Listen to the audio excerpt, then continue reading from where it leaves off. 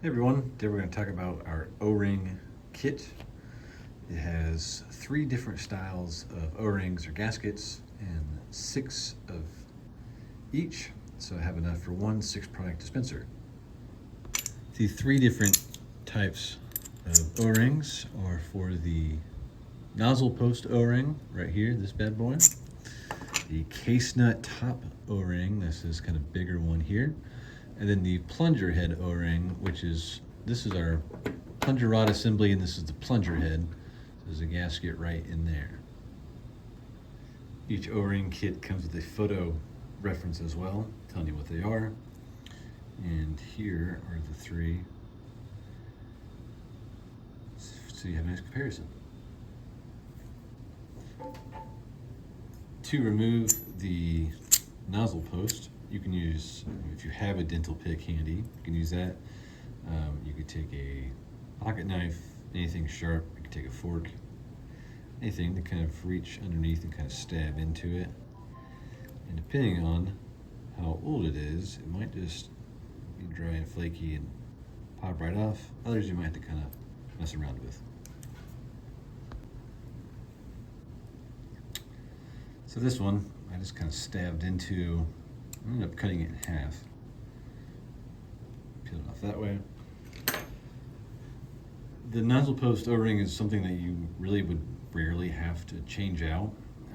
You can leave the nozzle post O-ring on and spray it with soapy water if you want to swap out our slider magnet here, or if your plastic coupler nut has come stripped on that, you can spray the top with soapy water and kind of weasel that off.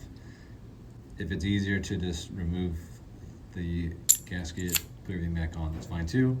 To put the new one on, it's okay to roll it, no big deal. You just kind of, I can do this here in one swoop. Set it on there, stretch her out, and roll it over.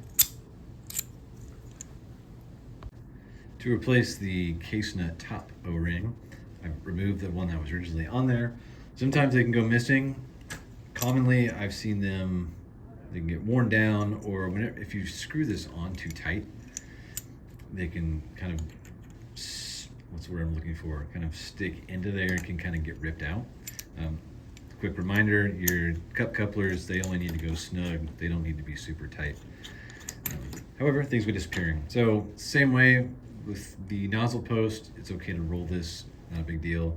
Just be careful that the threads on this are very fine and sharp, and same with this edge here is sharp, so just be aware of that when you're putting your replacement ring on. It'll kind of catch that lip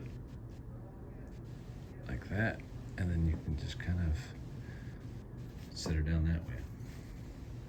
Now the plunger head O-ring is a little bit more difficult than the others and requires a very accurate placement so that you don't roll it over.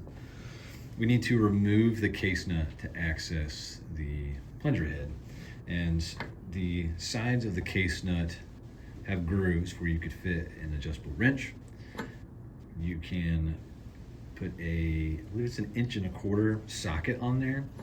We also provide for folks, a lot of our technicians on the field have these custom case nut wrenches that we make, where you can actually stick a socket or a ratchet attachment onto there, or you can just use your hands and you just line it up with the sides there. And depending on the age of the dispenser, you just turn it that way. So let's get this case nut removed, and that'll give us access to the plunger head.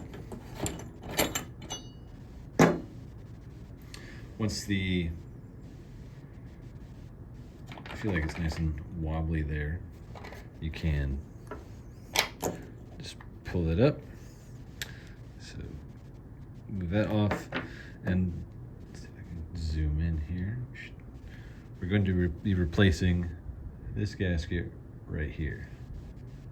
Same way with the nozzle post. If you have some sort of dental pick or a fine blade, even a utility knife will work. Just don't cut yourself. And just kind of wiggle it up and under. Sometimes from the top works too. However, you can get it loose. Much like the old nozzle post ring, I just kind of stabbed into it and just kind of ripped it off. For this, we need to be a little bit more precise and make sure that we don't roll it over. What happens if you kind of roll it and kind of twist this gasket, it can create a poor fit inside the case nut and could allow for some leaks to happen. So, easiest way to do it, you can, it doesn't hurt if you want to soak it, spray it with some soapy water.